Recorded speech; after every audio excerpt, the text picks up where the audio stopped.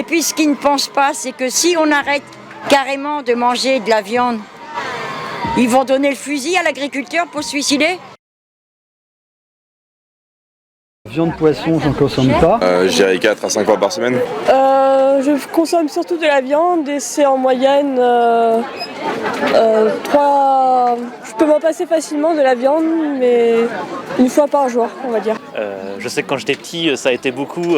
Manger de la viande, c'est bien parce que c'était quelque part un signe de réussite et de richesse. Et c'était bien de pouvoir manger de la viande à chaque repas. Et puis après, pour le goût, oui, parce que j'aime ça en fait. J'ai un peu de mal à me détacher. Après, il y a des semaines où j'en mange pas, il y a des semaines où j'en mange plus. Je mange très peu de viande, mais le poisson, j'en mange encore assez. Combien de fois par semaine? Je dirais de la viande une fois. Et du poisson 3-4 fois. Je consomme pas de viande ni de poisson. C'est impossible, vous ne pouvez pas remplacer la viande, les protéines, tout ce que la viande vous apporte, c'est pas les mêmes protéines et les mêmes que par les légumes, ce n'est pas possible. Je suis devenue végétarienne pour une question d'éthique au début et parce que je considère que la protéine animale peut aisément se remplacer par la protéine végétale. Au niveau plutôt environnemental, c'est sûr que la question de viande, il va falloir arrêter de manger de la viande si on veut survivre, donc beaucoup moins manger en tout cas. Pourquoi j'ai arrêté de manger de la viande, du poisson? Alors la première fois que ça m'est arrivé, pendant quelques jours, je me suis senti vachement bien. 7 fois à peu près tous les jours. 80% c'est du poisson. Voilà. Pourquoi je mange des poissons? Parce que quand je suis né, ma mère m'a balancé dans la Méditerranée. Je ne sais plus vraiment ce que j'avais entendu, mais j'ai entendu plusieurs arguments pour et contre la réduction de consommation de viande. Je pense que c'est nécessaire maintenant, parce que c'est un gros facteur de pollution et de consommation d'eau surtout, la traite animale et puis l'élevage.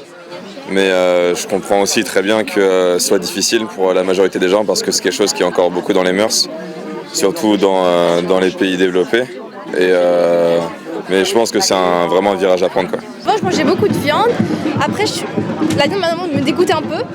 Et après aussi, je suis étudiante en biologie. Du coup, je suis assez sensible sur la cause animale, tout ça.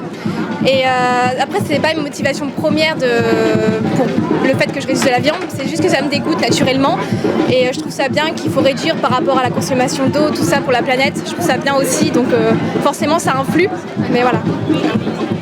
Non, pour moi, il y a les protéines, on peut les trouver. Même des fois, la viande elle coûte plus cher que des fois du poisson ou d'autres moyens d'avoir des protéines, même les œufs, si on prend les œufs. Et puis surtout, aujourd'hui, la viande, on ne sait pas ce qu'on mange. Une assiette végétale équilibrée. Alors, en naturopathie, on va plus parler d'une assiette saine, c'est-à-dire on va mettre 80% de végétaux, donc de fruits ou de légumes, et on va mettre 20% de produits azotés, donc tout ce qui est protéines, donc les protéines végétales. Donc après vous en avez plusieurs, vous avez les légumineuses, vous avez les graines germées, vous avez plein de protéines qui peuvent pallier aux protéines animales. Pour la réduction de viande, j'ai entendu qu'on pouvait la substituer avec de l'alimentation à base d'insectes. Du coup, je trouve la cuisine végétarienne très, très intéressante. C'est beaucoup moins terne qu'on pourrait le penser. Les mangeurs de graines, non, c'est pas du tout. On découvre plein de saveurs, plein de couleurs, plein de nouveaux produits. Il y a des choses basiques à connaître et puis après ça s'agrémente de plein de choses. Donc non, c'est très intéressant, il faut pas se fermer à ça.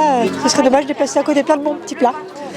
Déjà, si je fais pas les choses comme je les ressens, je pense que c'est mal barré.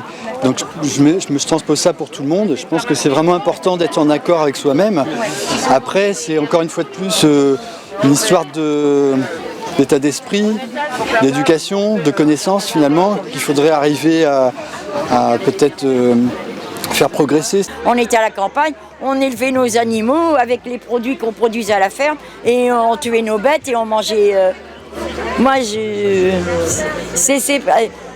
Toutes vos réflexions sur le bio et tout, c'est tout des réflexions de gens de la ville qui ne connaissent rien à l'agriculture, qui ne connaissent rien à la ferme, qui connaissent rien au naturel. Effectivement, quand on découvre certains aspects de comment dire, le système agroalimentaire, notamment sur l'élevage, etc. Bon, ça peut faire réfléchir. Je pense qu'il y a pas mal effectivement de choses, puis après c'est à chacun de voir. Hein.